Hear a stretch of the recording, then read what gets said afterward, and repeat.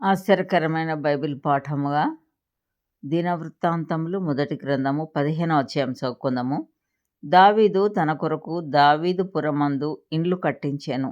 దేవుని మందసమునకు ఒక స్థలమును సిద్ధపరిచి దాని మీద గుడారం ఒకటి వేయించెను.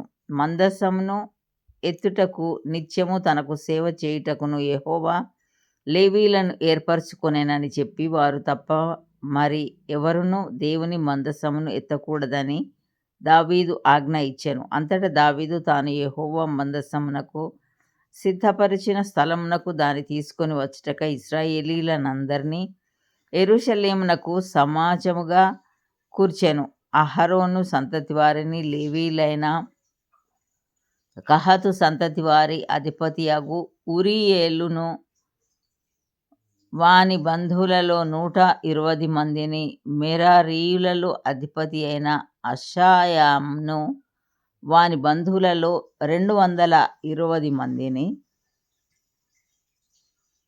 గెర్షోను సంతతి వారి కధిపతియగు యోవేలును వాని బంధువులలో 130 మందిని, ఎలీషాపాను సంతతి వారి అధిపతియగు షెమయాను వాని బంధువులలో 200 మందిని, హెబ్రోను సంతతి వారి అధిపతియగు ఎలీయేలును వాని బంధువులలో 80 మందిని, ఉజ్జీయేలు సంతతి వారి అధిపతియగు అమ్మీనాదాబును వాని బంధువులలో 112 దావీదు సమకూర్చెను.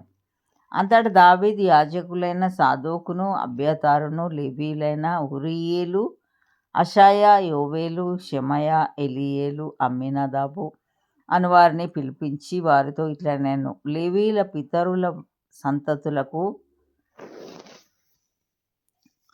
మీరు పెద్దలై ఉన్నారు.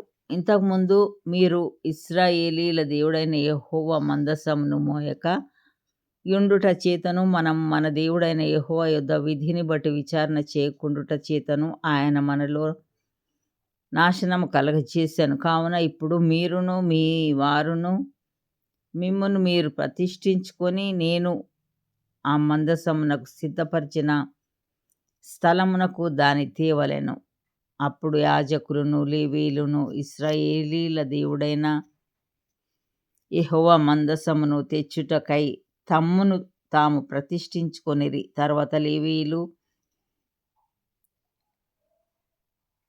యెహోవా సెలవిచ్చిన మాటను బట్టి మోషే ఆజ్ఞాపించినట్లు దేవుని మందసమును దాని దండెలతో తమ భుజముల మీదికి ఎత్తికొనిరి. అంతటా దావీదు, మీరు మీ బంధువులకు పాఠకులను పిలిచి స్వరమండలములు, సితారాలు, తాళములు, లోనగు వాద్య విశేషములతో గంభీర ధ్వని చేయుచు సంతోషముతో స్వరములెత్తి పాడునట్లు ఏర్పాటు చేయుడని లేవీయుల అధిపతులకు ఆజ్ఞ ఇచ్చెను. కావున లేవీయులు యోవేలు కుమారుడైన హేమానును వాని బంధువులలో బెరక్యా కుమారుడైన ఆసాపును, తమ బంధువులకు మెరారీయులలో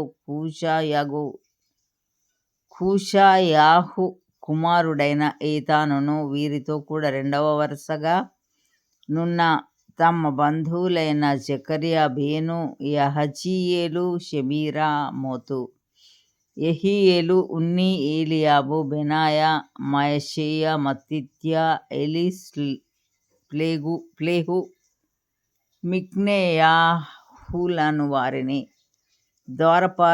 ద్వారపాలకులగు ఓబెదెదోమును, యెహీయేలును పాఠకులనుగా నియమించిరి. పాఠకులైన హేమానును, ఆసాపును, ఏతానును పంచలోహముల తాళములు వాయించుటకు నిర్ణయింపబడిరి. జెకర్యా, అజీయేలు, షెమీరామోతు, యెహీయేలు, ఉన్ని, ఏలీయాబు, మయషేయా, బెనాయా అనువారు హెచ్చు స్వరము గల స్వరమండలములను వాయించుటకు నిర్ణయింపబడిరి. మరియు మత్తిత్యా, ఎలీప్లేహు, మిక్నేయాహు, ఓబెదెదోము, యెహీయేలు, అజజ్యాహు అనువారు రాగమెత్తుటకును, సితారాలు వాయించుటకును నిర్ణయింపబడిరి. లేవీయుల సంఘాధిపతి అయిన కెనన్య మందసమును మోయుట యందు గట్టివాడై నందున అతడు మోతక్రమము నేర్పుటకై నియమింపబడెను. బెరక్యాయును ఎల్యానాయును మందసమునకు ముందు నడుచుచు కావలివారుగాను,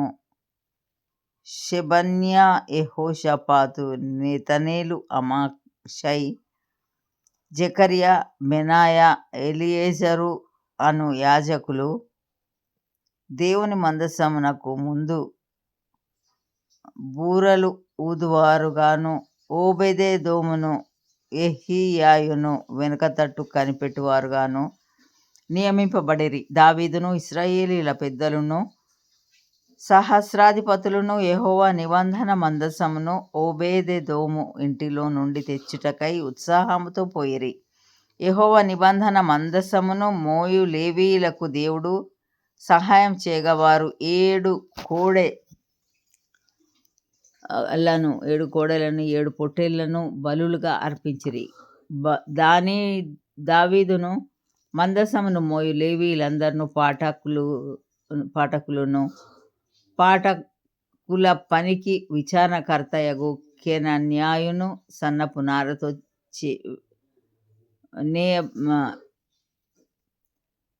నేయబడిన వస్త్రములు ధరించుకొనియుండిరి. దావీదును సన్నపు నారతో నేయబడిన ఏఫోదును ధరించి ఉండెను. ఇశ్రాయేలీయులందరూ ఆర్భాటము చేయుచు, కొమ్ములు, బూరలు ఊదుచు, తాళములు కొట్టుచు, స్వరమండలములు, సితారాలు వాయించుచు యెహోవా నిబంధన మందసమును తీసుకొని వచ్చిరి. యెహోవా నిబంధన మందసం దావీదుపురంలోనికి రాగా సౌలు కుమార్తె అయిన మీకాలు కిటికీలో నుండి చూచి, రాజైన దావీదు నాట్యమాడుటయు వాయించుటయు కనుగొని తన మనస్సులో అతని హీనపరచెను.